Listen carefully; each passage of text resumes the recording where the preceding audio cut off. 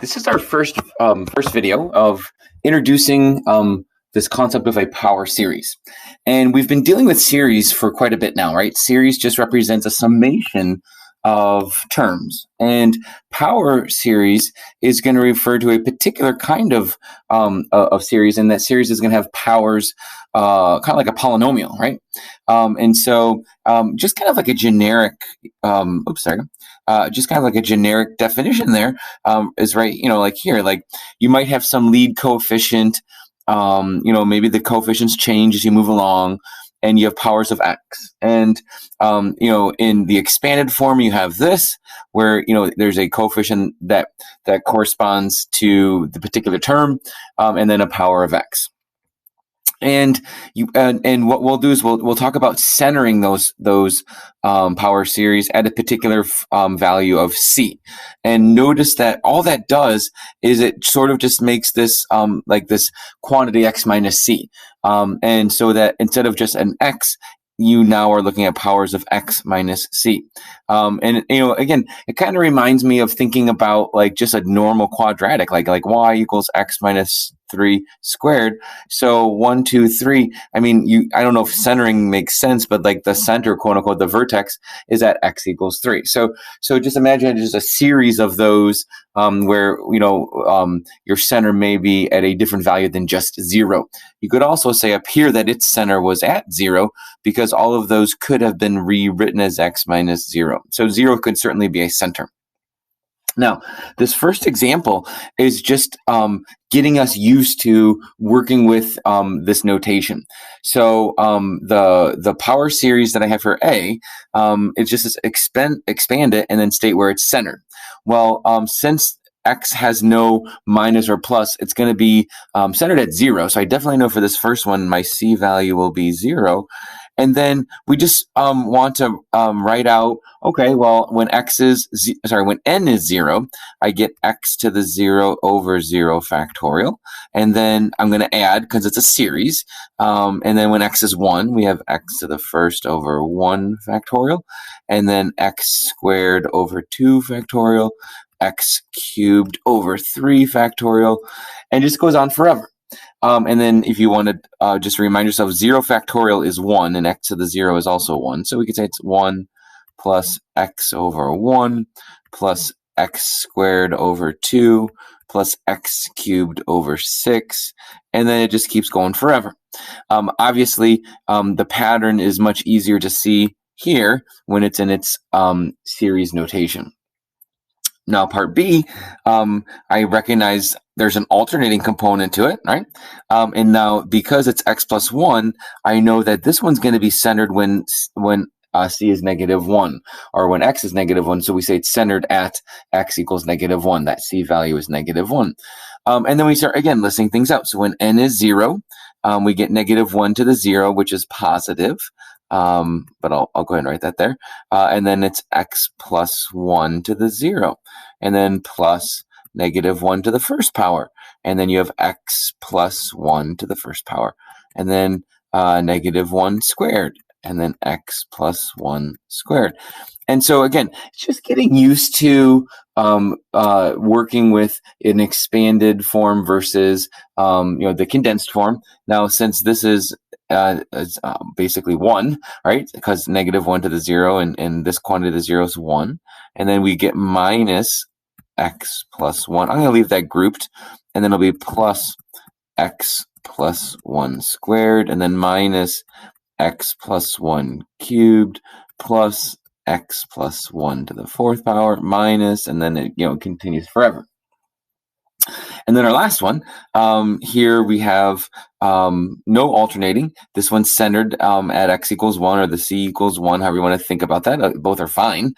And then, so when this one, though, notice it starts at 1 because n is on the bottom all by itself. So we don't want to start at 0 to divide by that. So when n equals 1, this one starts at x minus 1 to the first over just a 1 plus x minus 1 squared over 2 plus x minus 1 cubed over 3, and then again just keeps going as you go off, as n goes off to infinity. Okay, really that first example is just kind of defining what is a power series and where would it be centered at. Now, we want to find out, do these power series converge? Do these power series represent series that are basically decreasing fast enough to able to have an actual summation? And since now we've added a variable, because notice that previous to this x minus 1, we could have just had the harmonic series like 1 over 1 and then plus 1 over 2 and 1 over 3 and 1 over 4. So we know the harmonic series definitely diverges. But what if like all of a sudden you have a variable expression in the numerator, and if you choose an appropriate x, maybe it will maybe it will converge. And as an example, what if you let x be 0? Right? If x is 0, at x equals 0, then you all of a sudden have an alternating series, -1 to the n, and that does converge. So this is kind of taking what we know in terms of series that we know that converge, and maybe making it a little bit more general and saying, okay, what if this is a variable expression? What variables would this series converge for? And so it's going to start talking and lead us to this idea of an interval of convergence, instead of just like it converges or diverges, but when does it converge? Okay, so this convergence of a power series, one of the following three statements is true. So you might converge just when x is c. And so that is sort of a trivial convergence, because if you let's say x equal 1, then you get a bunch of 1 minus 1s, which is 0. And you're basically adding up a whole bunch of zeros. So yes, the summation of an infinite number of zeros is equal to 0. And so trivially, a series will always converge at least at its center, because it will be 0. Now, sometimes you can instead of converging just at 0, like let's say x, like I'm thinking of this number line here, and here's your c value. Sometimes you can deviate a little bit away from that, and you get a radius of convergence. So maybe within a certain amount. And I'm thinking like the geometric series, right? If your ratio is less than 1 on either side of that, like that could represent this interval of convergence.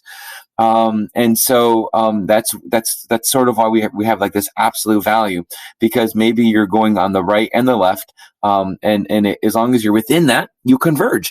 But if you're outside it, you might then diverge. Or maybe it's such a fastly decreasing series that it might converge for everything.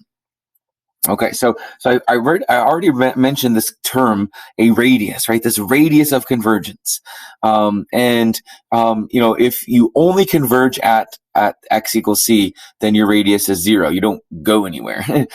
If you converge everywhere, your radius is infinity.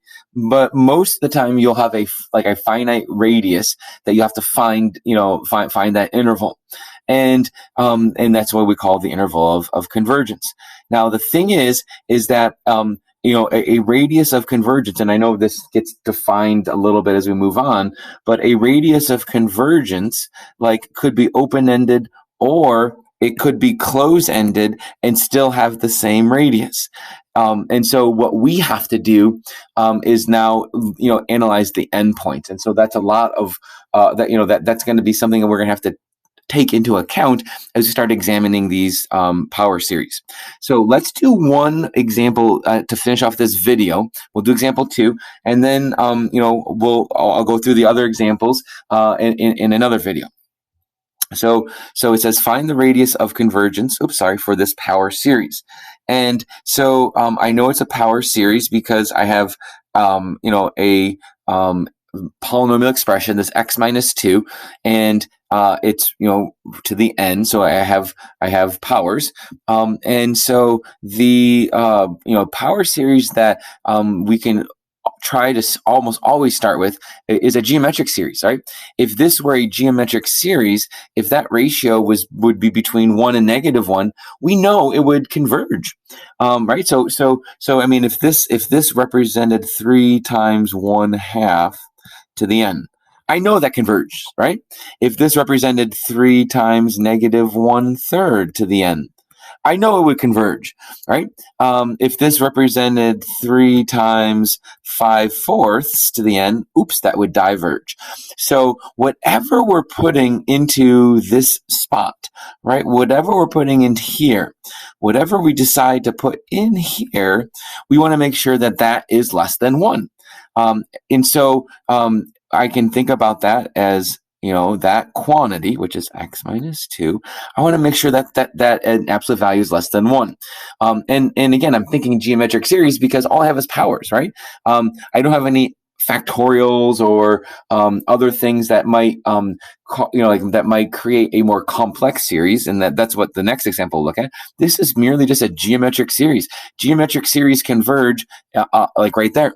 So then we know that the interval of convergence, the radius of convergence is 1, because that represents from our center at 2. So let's say if this is a number line, there's 0, 1, 2. So we're centered at 2. I can pick 1 unit to the right of 2 and 1 unit to the left of 2. And so that gives me a radius of 1, and that's this distance right there. Now, if it asks for the actual interval itself, which it doesn't, just says for the radius, if it asked for the interval, then I'd want to break up that inequality. I would say x minus 2 is less than 1 or greater than negative 1, or I could just look at my number line, and I could add 2 to both of this, so I could get an interval between 1 and 3. Now, having a radius of 1 centered at 2, so that means I go from 1 to 3, so that's my interval of convergence. I still would have to inspect the endpoints. So this is the interval of convergence. And inspecting the endpoints, so what if x were exactly equal to 3?